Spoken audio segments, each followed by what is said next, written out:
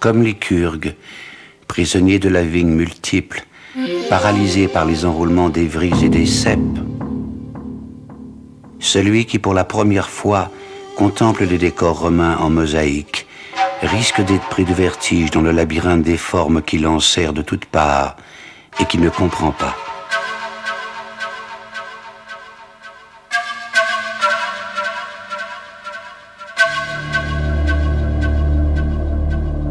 Les mosaïques du Viennois portent témoignage de la prodigieuse luxuriance ornementale dont les plus riches surent s'entourer durant toute l'époque romaine.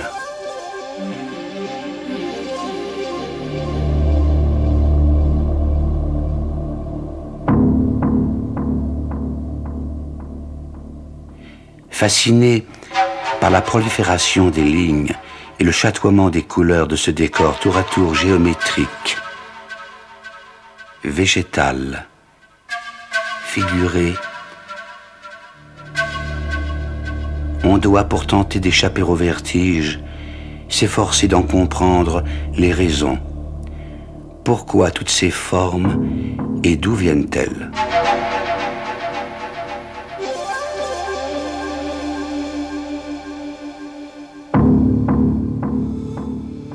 Mais d'abord, où les rencontrait-on?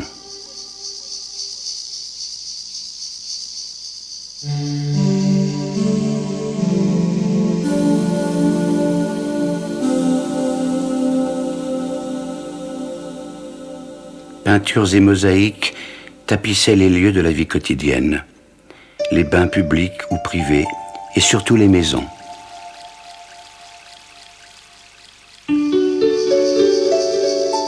Lieu de la vie, lieu de l'eau, purifiante et fertilisante.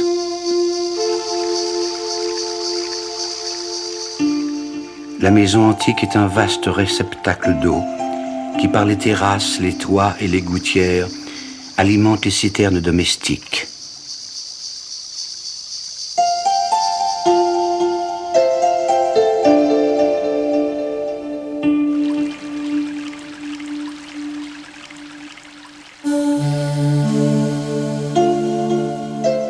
Beaucoup d'images au cœur des maisons, dans les bassins et les fontaines des péristyles. Autour de l'impluvium des cours se réfère à cette thématique de l'eau, sous l'œil sévère et bénéfique du dieu océan, source de toutes les eaux, douces et salées, ancêtre de tous les dieux et père des innombrables océanides qui peuplent l'espace aquatique.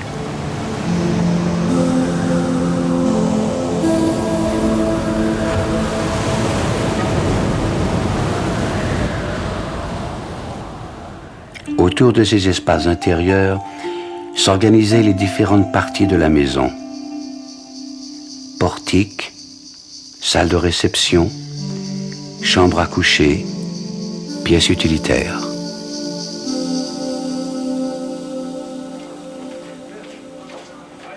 Cette organisation de la maison est restée celle des civilisations traditionnelles de Méditerranée, où derrière la pauvreté des murs donnant sur la rue se cache parfois la profusion d'un décor somptueux.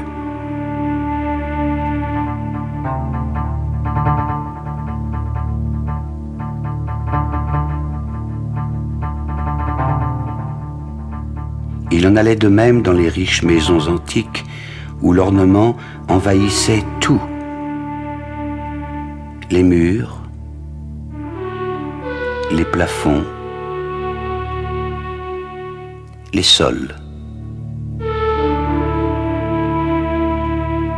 Murs et plafonds sont presque toujours perdus. Et il ne reste le plus souvent que des débris des peintures et des stucs qui les ornaient. Mais partout dans le monde romain, les sols nous restent avec leur prodigieux revêtement de mosaïque.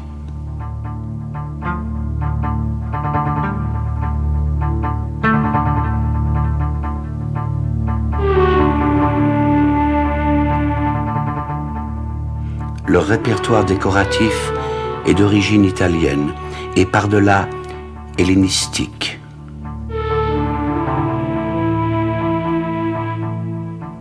En étudiant les motifs géométriques, on peut souvent mettre en évidence des correspondances avec ceux d'Italie, plus particulièrement d'Italie du Nord.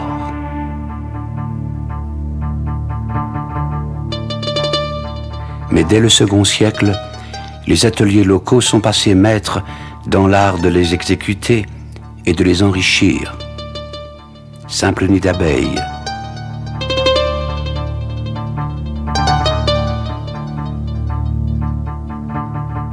composition de cercles sécants,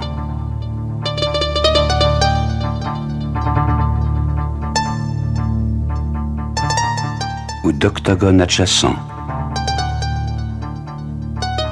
de dodécagones,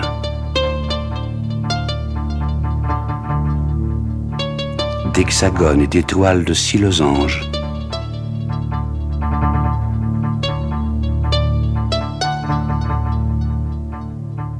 de cercles et carrés,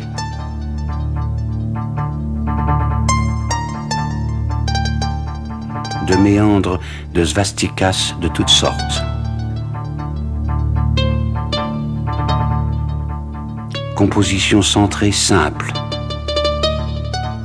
ou complexes, et surtout les superbes quadrillages de bandes à décors multiples dont Henri Stern a montré qu'ils étaient caractéristiques des ateliers rhodaniens.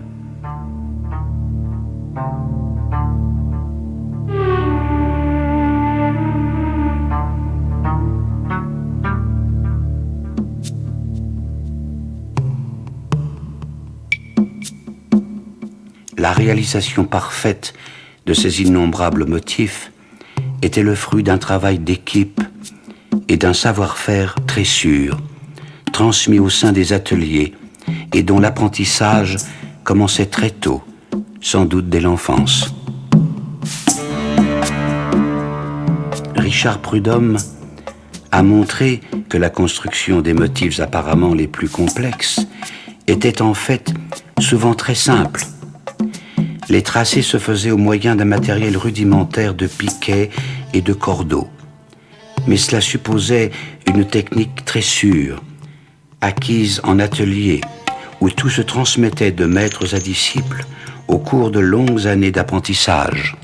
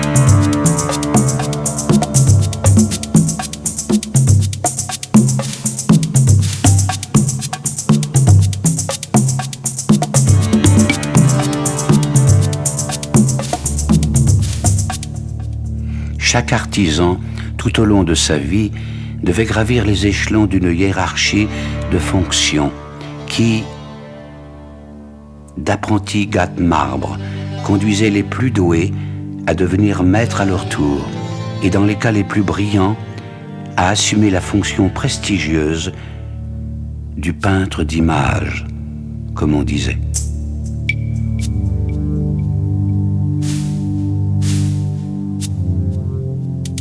Ce sont eux et leurs équipes qui ont peuplé les maisons de ces images séduisantes qu'il s'agit de comprendre et d'interpréter.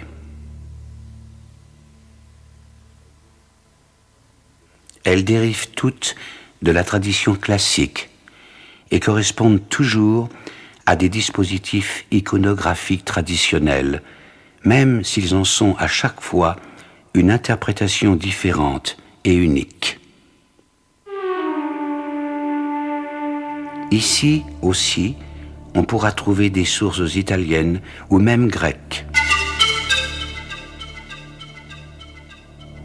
Toutes ces figurations puisent dans l'imagerie gréco-hellénistique qui s'est fixée entre le 5e et le 1er siècle avant Jésus-Christ.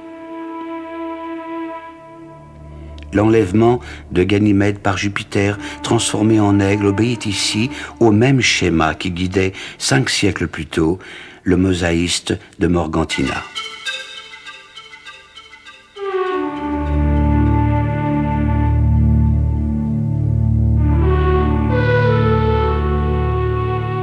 Et la lutte d'amour et du dieu Pan se retrouve présente selon les mêmes conventions à Vienne, aussi bien qu'à Ostie ou à Lyon. Ce discobole de Vienne est encore, après plus de 6 siècles, celui de Miron.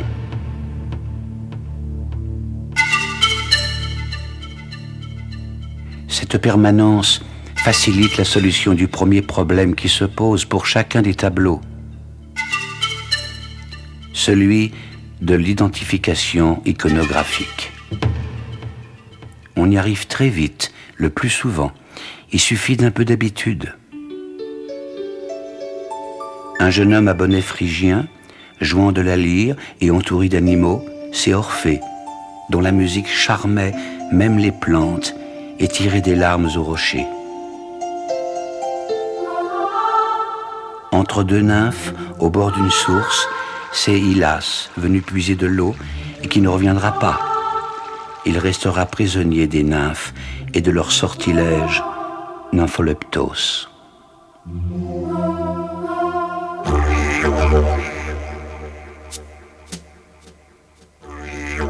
C'est Hercule, ivre du vin de Bacchus.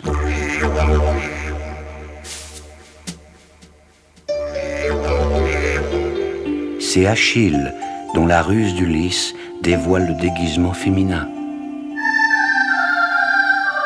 L'identification n'est pas toujours évidente. Ces visages féminins autour de Vénus. Des saisons? Mais il en manquerait une? Ou bien plutôt les 3 grâces?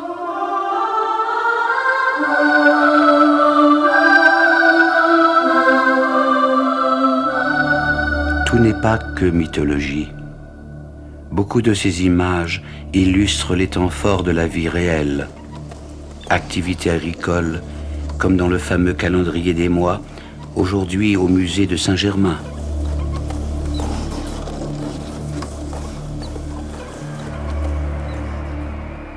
Jeux sportifs.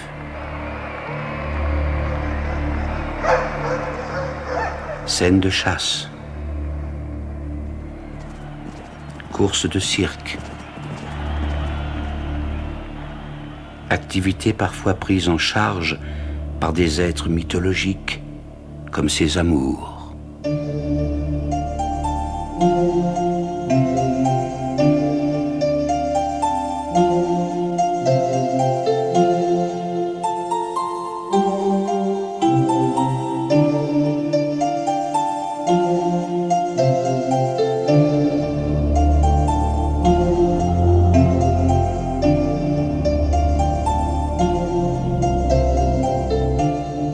Autre problème bien plus délicat.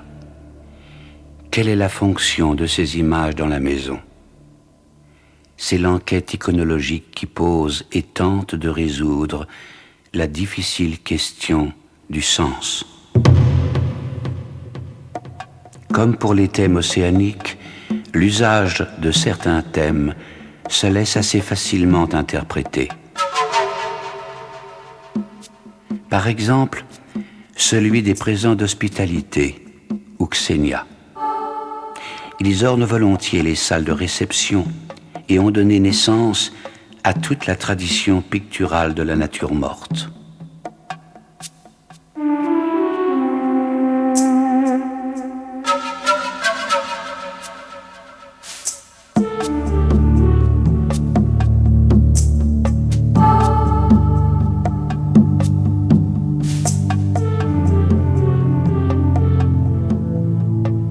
Ce thème par les fleurs, les fruits, les animaux qu'il représente est lui-même lié à celui des saisons qui intègre la maison dans le rythme cosmique et lui assure sa pérennité.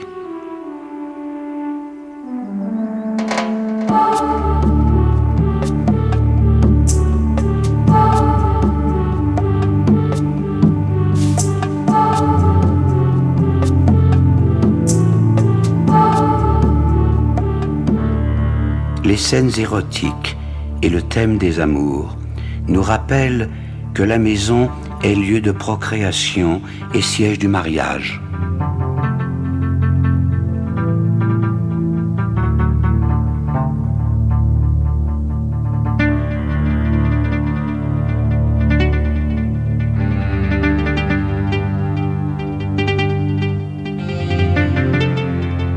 La célébration des jeux fait souvenir des largesses et donc du prestige social du propriétaire et de sa lignée.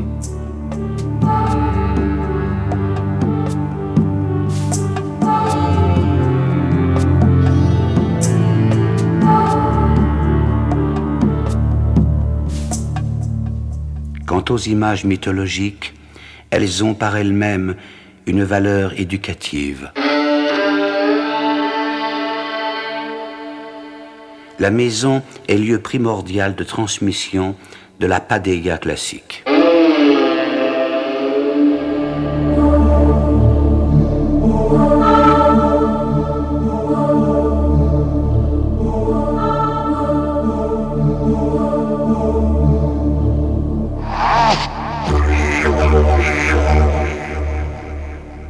Mais ces références culturelles ne sont pas vides de contenu.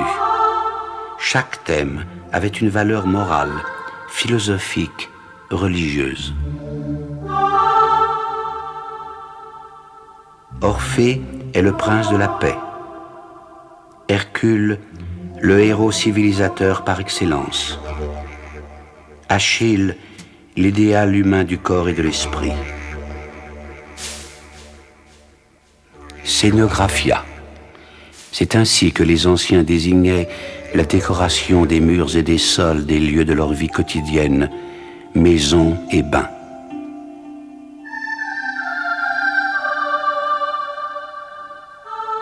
Scénographia, peinture de scène.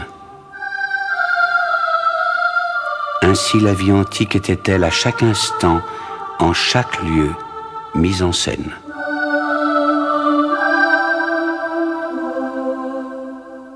La vie est un théâtre. Le théâtre investit la vie.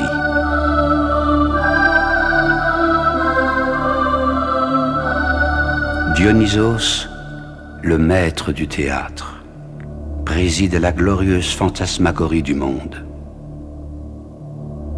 Désordre pour Lycurgue, mais pour les banqueteurs initiés, rythme et mystère subtil de la vie divine.